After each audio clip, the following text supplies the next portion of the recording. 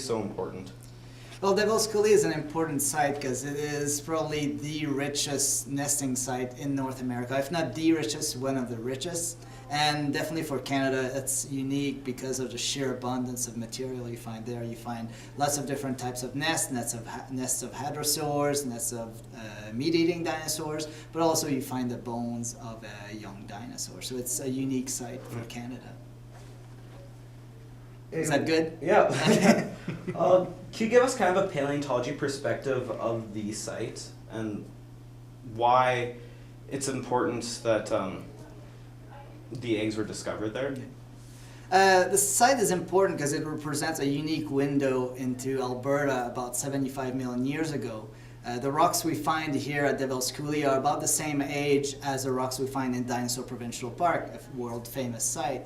The thing is, Dinosaur Provincial Park preserves a lot of big animals, so you find lots of ceratopsians, horned dinosaurs, duck-billed dinosaurs, the big meat-eating dinosaurs, but all the small animals are not found there. You have to come here to Devil's Coulee, and that's where we find actually the opposite of the Dinosaur Park. Here you don't find the big animals, but what you find are all the small remains of those animals. So you find the babies, you find the nests, all those things that we don't find in Dinosaur Provincial Park. So that's why Devil's Coulee is an important site, because it's a unique window into an ecosystem that was around in southern Alberta about 76 million years ago.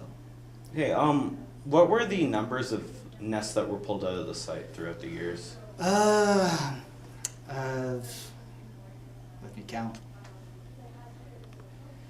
Over the years, there's been about 4, if not 5, different hadrosaur nests that have been collected. Most of them are from a single site called Little Diablo's Hill, but there's another locality that has produced embryonic bones and the eggs as well. So there's at least 4 or 5 hadrosaur nests, but over the years there's also been the nest of a small theropod called Troodon that have been discovered at Devil's Coulee, and I think over the years there's been 4 Troodon nests that have been collected, and there's a few more that are still lingering in the hills. So it's definitely a very rich site when it comes to dinosaur nests. So that's why we call it a nesting site, because you find the nests of Hypacrosaurus, but also of Troodon. Okay, what's the significance of the embryo that they put together? Charlie. Charlie.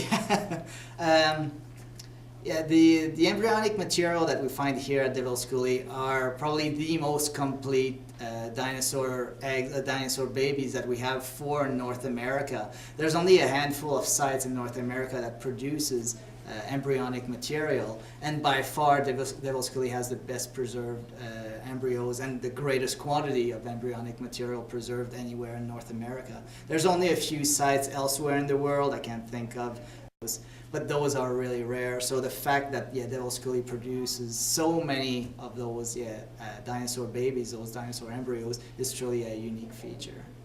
Okay. Can you kind of talk about the Troodon nest being taken out in 2008 and why it was so important? Yeah. The Troodon nest was discovered by Wendy Sloboda, I think in 2007, and then she contacted us and said that there was a Troodon nest. So we came in 2008, relocated it, and then we excavated it. It was really bad weather, so it took us a few days to actually find the site and excavate it.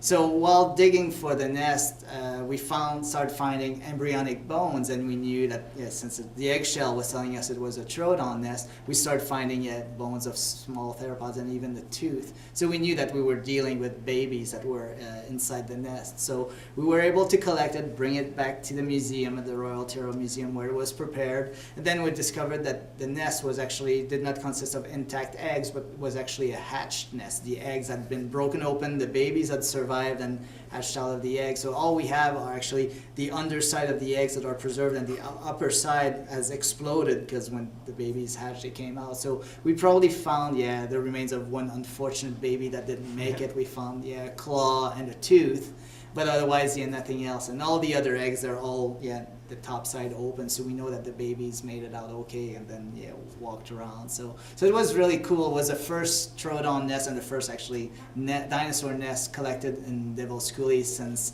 I'd say probably the mid-90s. So it was kind of actually a really cool discovery, a really important for the site. Yeah, that was actually a really good interview. Trish doesn't either. I've been asking for her. Well, for I a can couple just weeks. basically move my lips and you can be the voice. You sound like a girl. But they're in video editing. I'm sure they could Unless tweak I- the audio and make it a little lower. And I guess, hey. So what different types of things will be happening between the Royal Tyrrell Museum and Devil's Coulee in the future?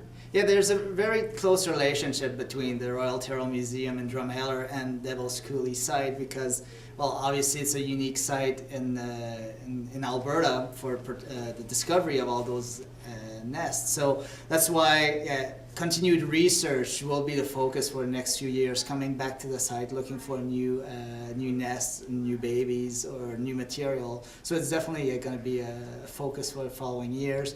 There's going to be continued protection of the site because we want to make sure that it stays for years to come for people to come and visit, and also for researchers in the future to come and continue research. And then also we want to try to improve the experience that visitors have when they come to the site. So work on the interpretive signs at the site to try to improve the experience of visitors, so they can learn a little bit more about the site based on signage and also some interactive material. Hey, that was good.